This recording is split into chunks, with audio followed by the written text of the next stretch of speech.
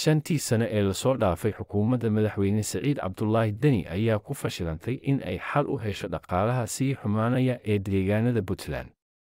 Tirakoobyada dhaqaalaha ee ugu dambeeyay ayaa muujinaya hoos u dhac ku yimid xaaladda dhaqaale ee Puntland kadib markii ay shantii sano ee la soo dhaafay dowladda madaxweyne Siciid Cabdulaahi Deni ay ku fashilantay in ay xal u hesho dhaqaalaha sii xumaanaya ee ka jira deegaanada Puntland.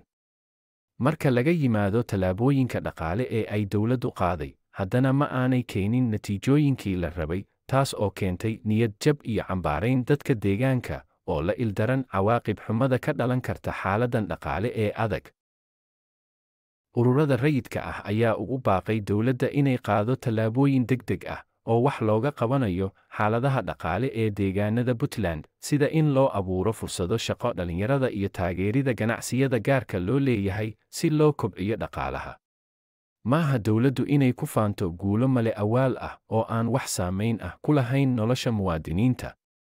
Iyadoo ay taasi jirto, ayaa waxaa xusid mudan in xukuumadda madaxweyne Siciid Cabdulaahi Deni ay cadaadis weyn kala kulmayso shacabka si loo helo xal wax ku ool ah oo lagu wanaajiyo xaaladda dhaqaale ee dowlad goboleedka Puntland, loogana fogaado sii xumaanshaha iyo koror ku yimaada heerka saboolnimada gobolka.